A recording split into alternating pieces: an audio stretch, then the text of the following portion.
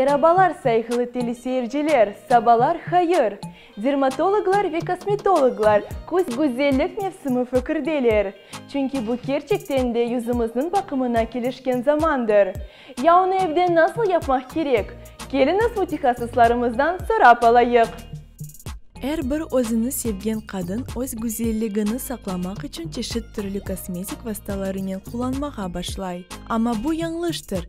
Çünkü ekseriyetle bu vasıtalarını doğru kullanmayıp yüzümüzge tek zarar getirebiliriz. Bu meselelerden özümüzü korumak için mütehassıslarımızın tavsiyelerine emniyet vermek gerekmez.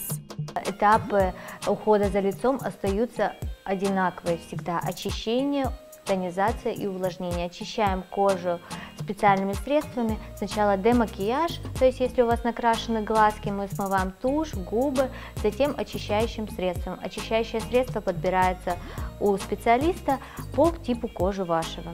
И смываем весь макияж. Обязательно после воды мы должны протонизировать кожу. Тонизируем кожу, после чего мы обязательно ее увлажняем, напитываем. Утром, это был вечерний, предположим, уход. Утром наш уход обязательно очищение после ночи, потому что у нас закупорка идет сальных желез. Тонизация опять же и опять же крем. Днем мы наносим крем за час до выхода, вечером за полчаса до сна.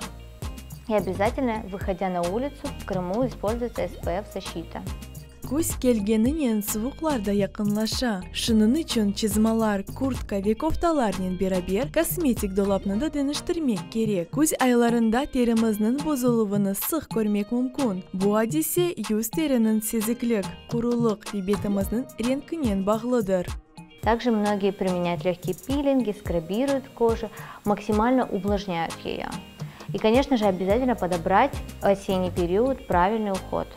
И посещение косметолога обязательно, делать профессиональный уход в виде пилингов.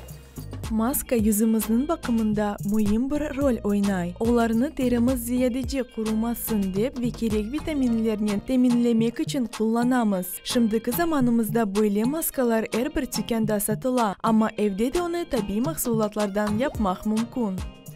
Tenimizge her gün vakit ayırmazsak, dülberlikke erişmege kıyın olur. Böyle etip mütehassıslarımızın tavsiyelerine dikkatli olunuz ve yüzünüzge vakit ayırmaya unutmanız.